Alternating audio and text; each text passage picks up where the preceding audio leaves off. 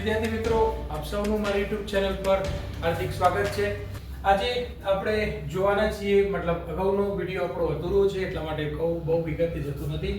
ધોરણ 11 કોમર્સ અને આર્ટ્સની અંદર આવતા અર્થશાસ્ત્ર વિષયના 2025 ની અંદર વાર્ષિક પરીક્ષાની અંદર પૂછાયેલા જે પેપર છે એને આપણે ABC વિભાગ આપણે સંપૂર્ણ આન્સર સાથે જોયેલો છે અને અગાઉના વિડિયોમાં, અને આજે આપણે વિભાગ D અને E આ બંને વિભાગના આપણે જોવાના છીએ પ્રશ્નો।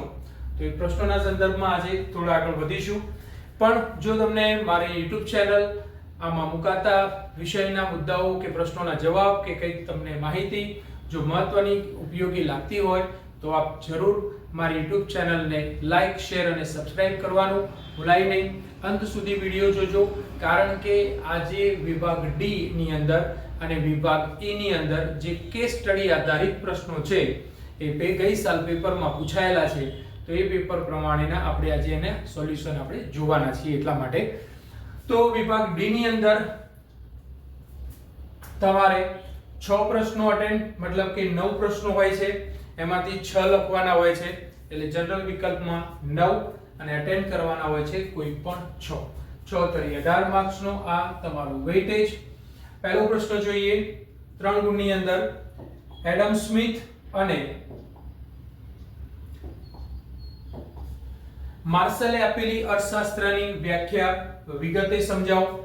તો પહેલા પાઠના સંદર્ભમાં અથવા તમે ખાસ ધ્યાન પર દોરી લો તો તમે જરા રેફરન્સ લઈ લેજો, ગાઈડ કે આનો ઉપયોગ કરી લેજો, અધરવાઇઝ તમને યોગ્ય લાગે તો બુક પ્રમાણે તમે તૈયારી કરી શકો છો।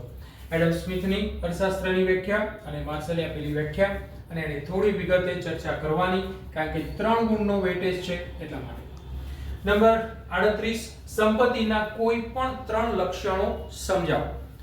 જણાવવાના બધા 3 ગુણ છે એટલા માટે કદાચ કોઈ બાળકો નથી સમજાવતા, સીધા 3 લક્ષણો સમજાવી દો છો તો ચાલી જશે, પણ તેમ છતાં હું એવું ચોક્કસ કહીશ કે સંપત્તિના 5 લક્ષણોના મુદ્દા લખવા અને એમાંથી કોઈ પણ 3 મુદ્દાઓને વિગતે લક્ષણોને સમજાવી દેવા। સ્થિર ખર્ચ, એનો અર્થ આપી આકૃતિ દ્વારા તેને સમજાવો, મતલબ કે સ્થિર ખર્ચનો અર્થ લખવાનો, અનુસૂચિ બનાવવાની, એની આકૃતિ દોરવાની, ત્યારબાદ અનુસૂચિ અને આકૃતિ બંનેની સમજૂતી। તો એ રીતે તમારો 3 ગુણનો પ્રશ્ન રહેશે, ભૂલાય નહીં। પુરવઠાના નિયમના અપવાદો, આગળનો 40મો પ્રશ્ન, તો પુરવઠાના નિયમના અપવાદો બંને સમજાવી દેવાના। કેટલાક બાળકો નવનીત કે ગાઈડ કે અન્ય પ્રકાશકોમાંથી તૈયારી કરતા હોય છે જવાબની, તો અન્ય પ્રકાશક પ્રમાણે કદાચ 3 કે 4 અપવાદો હોઈ શકે, તો એ મુજબ પણ જવાબ લખી શકાય। સરેરાશ ખર્ચની રેખાનો આકાર U હોય છે, જેને આકૃતિ દ્વારા સમજાવો। એટલે કે સરેરાશ ખર્ચની રેખાનો આકાર U આકાર કેવી રીતે બને છે એ અનુસૂચિ લેવી પડશે, એ પ્રમાણે આકૃતિ દોરવી પડશે। ટૂંકમાં અહીંયા પણ અનુસૂચિ અને આકૃતિ, અને આ પ્રશ્નમાં પણ અનુસૂચિ અને આકૃતિ કમ્પલસરી લેજો, એટલે તમને ખ્યાલ આવી જશે। અનુસૂચિ એટલે આપણી ભાષામાં કહીએ છીએ અનુસૂચિ, તો એને આપણે કહીએ છીએ કોષ્ટક। અનુસૂચિ અને આકૃતિ બંનેની મદદથી દોરજો તો જ તમને પ્રોપર ખ્યાલ આવશે। સમજૂતીમાં અથવા તો તમારું મૂલ્યાંકન, એટલે કે તમારા જે પેપર જોનાર છે એને તમે સેટિસ્ફાઈડ કરી શકો। ઓકે, આગળનો પ્રશ્ન, ઇજારા યુક્ત હરીફાઈના કોઈ પણ 3 લક્ષણો, જેમ સંપત્તિની અંદર કોઈ પણ 3 લક્ષણો હતા, પણ એમાં મેં તમને કીધા મુદ્દાઓ 5 લખવાના અને એમાંથી ગમે તે 3 સમજાવવાના। તો એ જ રીતે ઇજારા યુક્ત હરીફાઈની અંદર પણ લક્ષણોના મુદ્દા છે તે બધા મુદ્દા લખવાના અને ગમે તે કોઈ 3 મુદ્દાઓની સમજૂતી આપવાની। 3 ગુણના પ્રશ્નોની કન્ટિન્યુટી ચાલુ છે, આપણે 1 2 3 4 5 અને 6 પ્રશ્નો થયા છે, હજુ બીજા 3 પ્રશ્નો બાકી છે વિભાગ D ની અંદર। તો આગળ વધીએ પહેલા જરા જોઈ લેજો એક વખત ફરીથી, એડમ સ્મિથ અને માર્શલે આપેલી અર્થશાસ્ત્રની વ્યાખ્યા વિગતે સમજાવો, સંપત્તિના કોઈ પણ 3 લક્ષણો સમજાવો, ત્યાર પછી સ્થિર ખર્ચનો અર્થ આકૃતિ દ્વારા સમજૂતી આપો, સરેરાશ ખર્ચની પુરવઠાના નિયમના અપવાદો સમજાવો, સરેરાશ ખર્ચની રેખાનો આકાર U આકારનો કેમ હોય છે તેને આકૃતિ દ્વારા સમજાવો, અને ઇજારાયુક્ત હરીફાઈના કોઈ પણ 3 લક્ષણોને સમજાવો। આ 6 પ્રશ્નો હજુ આપણે જોવાના છીએ, 3 ગુણના પ્રશ્નો। પણ વિભાગ D 3 ગુણની અંદર જે 43મો પ્રશ્ન આવે છે એ કેસ સ્ટડી આધારિત હોય છે. તો કેસ સ્ટડી આધારિત પ્રશ્નમાં કેવા પ્રશ્નો હોઈ શકે? તો ગઈ સાલ વર્ષ 2025 ની અંદર કેસ સ્ટડી આધારિત 3 ગુણનો પ્રશ્ન કેવી રીતે પૂછાયેલો? મહેસાણા સંઘ શાંતિપુરની સંદર્ભની અંદર આ પેપર સોલ્યુશન હું કરી રહ્યો છું. અન્ય કેટલાક સંઘોની અંદર અથવા તો ગવર્નમેન્ટ અથવા નોન ગવર્નમેન્ટ કેટલીક સ્કૂલો જાતે પણ પેપર સેટ કરતા હોય છે, તો એ જરા અલગ હોઈ શકે છે. પણ આ મારા આ પેપરના મતલબ કે 2025 શાંતિપુરની સંઘના પેપરની અંદર કેસ સ્ટડી આધારિત 3 ગુણનો પ્રશ્ન અહીંયા પૂછ્યું છે તમને કે રોજગારીમાં વિવિધ ક્ષેત્રોનો ફાળો ટકાની અંદર તમને આપેલો છે. ક્ષેત્ર અહીંયા જોઈ શકો છો. ક્ષેત્ર છે પ્રાથમિક ક્ષેત્ર, ઔદ્યોગિક ક્ષેત્ર અને સેવા ક્ષેત્ર. વર્ષ તમને અહીંયા જોવા મળી રહ્યા છે 51, 1991, 2001 અને 11 અને 12. આ પ્રમાણેની તમને આંકડાકીય માહિતી આપેલી છે. આ આંકડાકીય માહિતીનો અભ્યાસ કરો અને નીચેના પ્રશ્નોના જવાબ આપો. તો અહીંયા પ્રશ્નો આપણને પૂછેલા છે. પહેલો, ભારતમાં કયા ક્ષેત્રનો રોજગારીમાં અહીંયા ફાળો છે? ઓકે, એ કોષ્ટકની આંકડાકીય માહિતી રોજગારીનો છે. તો રોજગારીમાં ફાળો સતત ઘટતો હોય એવું માલુમ પડ્યું છે. તો આંકડાકીય માહિતી ઉપરથી તમે જોઈ શકો છો કે કયા ક્ષેત્રનો કીધો છે. તો 3 ક્ષેત્રમાં જોવાનું. પ્રાથમિક ક્ષેત્રમાં જુઓ તો સમજવા માટે અહીંયા 72 હતું, સમજો. પછી 66 થયો છે, 56 થયો છે, 48 થયો છે. તો સ્વાભાવિક છે કે ભારતમાં પ્રાથમિક ક્ષેત્રનો રોજગારીમાં ફાળો સતત ઘટતો માલુમ પડે છે. જવાબ શું આવશે? પહેલામાં પ્રાથમિક ક્ષેત્રનો રોજગારીમાં ફાળો સતત ઘટતો માલુમ પડે છે. ઓકે. નંબર 2, વર્ષ 2011-12 માં, એટલે તમારે હવે આ જ કોષ્ટક અને આ જ આંકડાકીય માહિતી જોવાની. વર્ષ 2011-12 માં કયા ક્ષેત્રમાં ફાળો સૌથી વધુ જોવા મળતો હતો? મતલબ કે રોજગારી વધારે ક્યાં લોકો મેળવતા હતા? તો રોજગારી મેળવતા હતા લોકો ક્યાં? કૃષિ ક્ષેત્રમાં લોકો રોજગારી મેળવતા હતા. અહીંયા ફરીથી પોઈન્ટ આઉટ કરું છું, ક્યાં આગળ કૃષિ ક્ષેત્રમાં સૌથી વધુ ક્યાં આગળ લોકો રોજગારી મેળવી રહ્યા છે? તો પ્રાથમિક ક્ષેત્રમાં, કારણ કે 48.9% છે, બાકીના 24.2%, 26.9% છે. તો સ્વાભાવિક છે 48.9% એ સૌથી મોટી રકમ. તો સૌથી વધુ ફાળો કયા ક્ષેત્રનો છે? પ્રાથમિક ક્ષેત્રનો. ત્રીજો પ્રશ્ન, વર્ષ 2011-12 માં કયા ક્ષેત્રનો ફાળો સૌથી ઓછો જોવા મળે છે? તો સૌથી ઓછો જોવા મળે છે ઔદ્યોગિક ક્ષેત્રનો. કેમ? 24.2 અને 26.9. તો વર્ષ 2011-12 માં ઔદ્યોગિક ક્ષેત્રનો ફાળો સૌથી ઓછો જોવા મળે છે 24.2%. ઓકે, તમને ખ્યાલ આવી ગયો હશે. એવી સમજણ રાખીને હું આગળ વધું છું. આગળના વિભાગ ડી ના હજુ 2 પ્રશ્નો આપણા જોવાના છે, તો એને જોઈ લઈએ આપણે, તો તરત આપણને ખ્યાલ આવી જાય. આગળનો 44મો પ્રશ્ન, એ આપણો પ્રશ્ન જોઈએ તો 7 નંબર, આ 8 નંબર અને આ 9. ટૂંકમાં વિભાગ ડી ની અંદર 3 ગુણના પ્રશ્નોની અંદર 9 માંથી તમારે 6 પ્રશ્નો અટેન્ડ કરવાના હોય છે. 7 પ્રશ્નો ભૂલી ગયો છું. 8મો પ્રશ્ન, વૈશ્વિકીકરણનો અર્થ આપી તેની મહત્વની બાબતો બધી જ લખજો. સાથે 7 બાબતો લખજો. વૈશ્વિકીકરણ એટલે દેશના અર્થતંત્રને વિશ્વના અર્થતંત્રો સાથે વધુને વધુ સાંકળવાની કે જોડવાની પ્રક્રિયા ને વૈશ્વિકીકરણ કહે છે. એના એક અર્થને લખી દેવો અને પછી મહત્વની બાબતોને સમજો. એ જ રીતે રાષ્ટ્રીય આવકની ગણતરીમાં ઉદ્ભવતી સમસ્યાઓને ટૂંકમાં સમજાવો. તો સમસ્યાઓ બુક પ્રમાણે જશો તો તમને 6 પ્લસ અંદર એક છઠ્ઠામાં બીજી 4 જોવા મળશે. કેટલાક મોટાભાગના બાળકો એમાં ગાઈડ કે બીજા કેટલાક પ્રકાશકોની મતલબ કે એમના આન્સરને પસંદ કરતા હોય છે, તો એ પસંદ આપ કરી શકો છો. ઓકે, તો આ રીતે વિભાગ ડી. ત્યારબાદ આગળ વધીએ તો વિભાગ ઈ ના અંદર તમને જે પ્રશ્નો પૂછાય છે, તો વિભાગ ઈ ની અંદર પૂછાતા પ્રશ્નોના સંદર્ભમાં તો પહેલો પ્રશ્ન વિભાગ ઈ વર્ષ 2025 ની અંદર પૂછાયેલો કેસ સ્ટડી આધારિત પ્રશ્ન 5 ગુણનો. અહીંયા તમને પ્રશ્નોની સમજ આપું એના પહેલા કદાચ આકૃતિને જોઈ લો. આકૃતિમાં માંગમાં વધારો અને માંગમાં ઘટાડો દર્શાવતી આકૃતિ છે. થોડું ધ્યાન દોરી લો. x ધરી ઉપર વસ્તુની માંગ કિલોગ્રામમાં દર્શાય છે, y ધરી ઉપર વસ્તુની કિંમત રૂપિયામાં દર્શાય છે. એ જ પ્રમાણે અહીંયા જોઈ લેજો, અનુસૂચિમાં ખ્યાલ આવતો હોય તો બેટા દરેક માટે કદાચ ઝડપથી લખી લઉં છું તમને ખ્યાલ આવે એટલા માટે કે વસ્તુની કિંમત શોર્ટમાં લખું છું, બચ્ચાઓ જોઈ લેજો, રૂપિયામાં છે અને તે વખતે માંગ. તો વસ્તુની કિંમત અહીંયા જોઈ લો 1 2 3 4 અને 5. તો એ જ વખતે તમારા એના સંદર્ભમાં ખાલી બોલું છું, જોઈ લેજો. એ વખતે માંગ કેટલી છે, તો જ્યારે વસ્તુની કિંમત, જોઈ લેજો, વસ્તુની કિંમત જ્યારે 3 રૂપિયા છે એ વખતે માંગ, અહીંયા કિંમત કેવી રહે છે, સ્થિર. દરેકમાં કિંમત કેવી રહી છે, સ્થિર. તો અહીંયા અત્યારે હાલ તમને સમજાવવા માટે આપને બોલી રહ્યો છું કે આપ તમને ખ્યાલ આવવો જોઈએ કે આપણે શું કરી રહ્યા છીએ. અહીંયા વસ્તુની કિંમત સ્થિર છે અને માંગમાં ફેરફાર થાય છે. જરા જોઈ લેજો, વસ્તુની કિંમત 3, તો એ વખતે માંગ 1, 2, 3, 4 અને 5. મતલબ કે જ્યારે માંગમાં વધારો ઘટાડો હોય છે ત્યારે વસ્તુની કિંમત કેવી રહે છે, સ્થિર. એ ભલે તમને અહીંયા કાઉન્ટ કરીને 1, 2, 3, 4, 5 આપેલું છે, એક્ચ્યુઅલી આપણને કઈ કિંમતે સ્થિર જોવા મળે છે તો ભૂલાય નહીં. આ તમારા માટે ખાસ દોર્યું છે, તમને સમજાય એટલા માટે.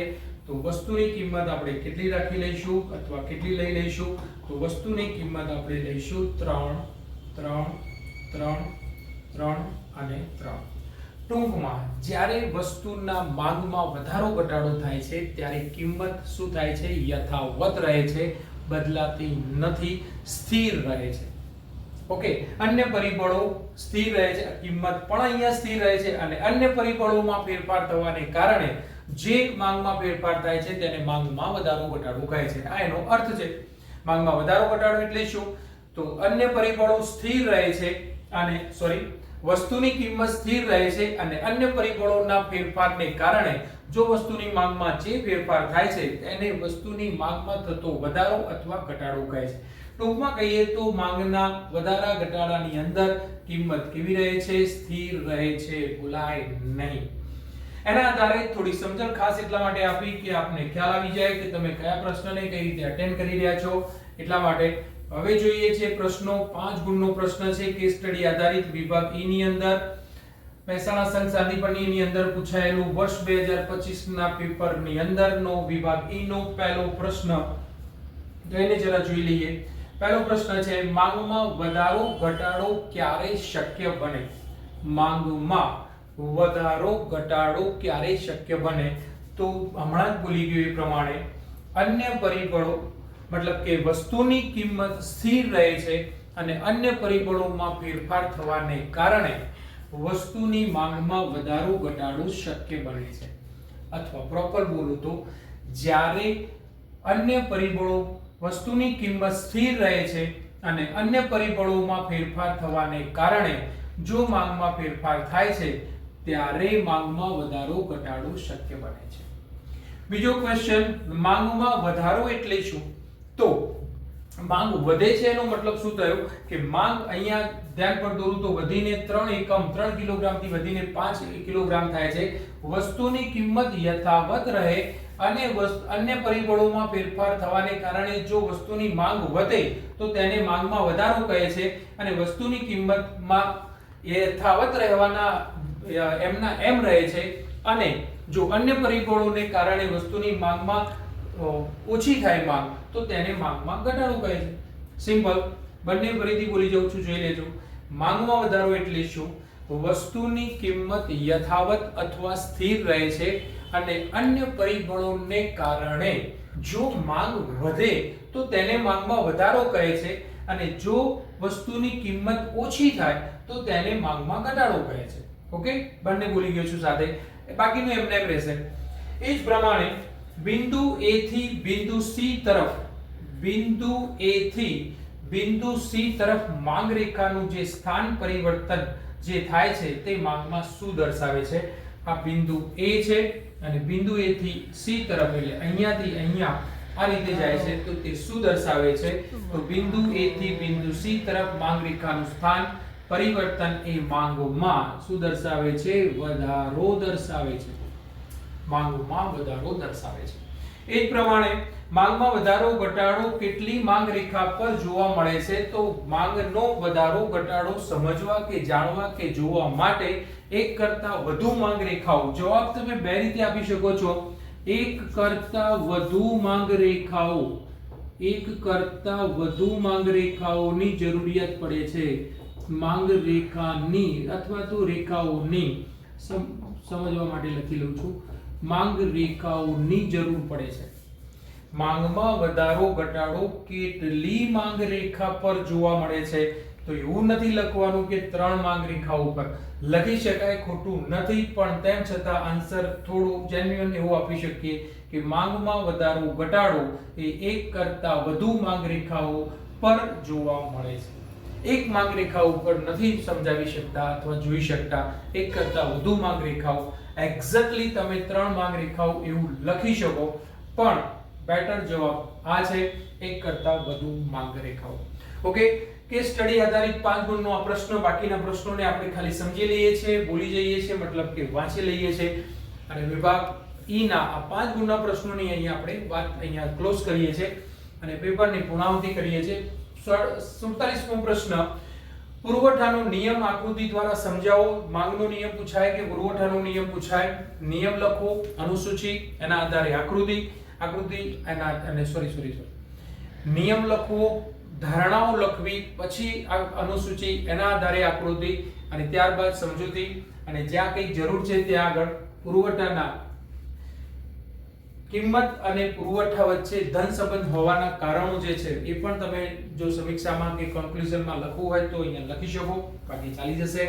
ઇજારાના કોઈ પણ 5 લક્ષણો સમજાવો. જરૂરી નથી, પરીક્ષામાં પૂછ્યું હતું 5, પણ એવું જરૂરી નથી 5 કહેશે જ તમને. એવું પણ પૂછી શકે ઇજારો એટલે શું, તેના લક્ષણો સમજાવો. અલિપ્ત અર્થતંત્રમાં રાષ્ટ્રીય આવકનો ચક્રાકાર પ્રવાહ આકૃતિ દ્વારા સમજાવો.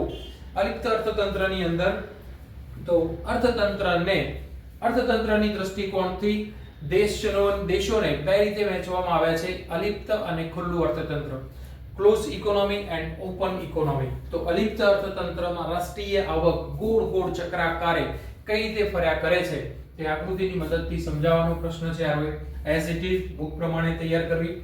અંદાજપત્રીય ખાધના પ્રકારો સમજાવો. 5 ગુણનો વેટેજ છે એટલે થોડી પ્રસ્તાવના ફાવે તો તમે લખો. અંદાજપત્ર કોને કહેવાય એ પણ લખો. ત્યારબાદ અંદાજપત્રની ખાધના 4 પ્રકારો વિસ્તારથી સમજાઈ લો.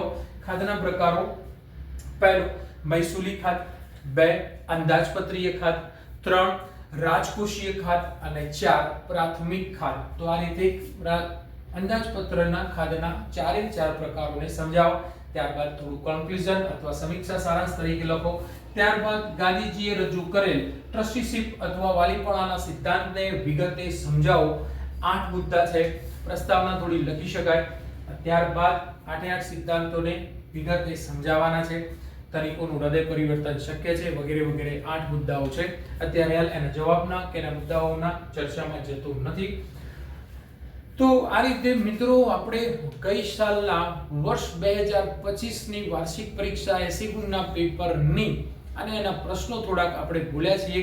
અને અગાઉના વિડીયોની અંદર ABC વિભાગ જે છે એ પૂરેપૂરો આપણે વર્ણન એનો જવાબ સાથે એનો વિડીયો મૂકેલો છે. D અને E વિભાગની અંદર કેસ સ્ટડી આધારિત જે તમે 2 પ્રશ્નો જોયા કે જેમાં એક 5 ગુણનો પ્રશ્ન તમને જોવા મળ્યો અને એક બીજો 3 ગુણનો એક પ્રશ્ન હતો તમારી માટે.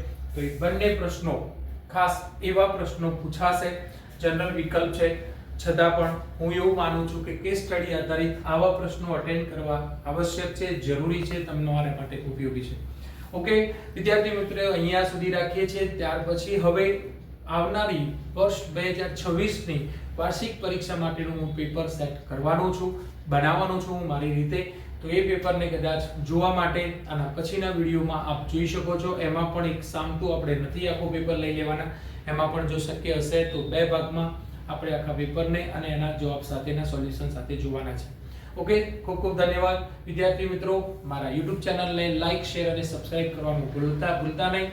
અને અન્ય વિદ્યાર્થીઓને પણ જાણ કરો. તમને યોગ્ય લાગે છે મારું માર્ગદર્શન, મારા તમને અભ્યાસ માટે તેમને જે પણ કંઈ સહાય અથવા મદદ થઈ રહી છે તો એ માટે તમે સહકાર આપવા ઈચ્છતા હોય તો મારા YouTube ચેનલને લાઈક, શેર અને સબસ્ક્રાઇબ કરવાનું અને કહેવાનું ભૂલતા નહીં.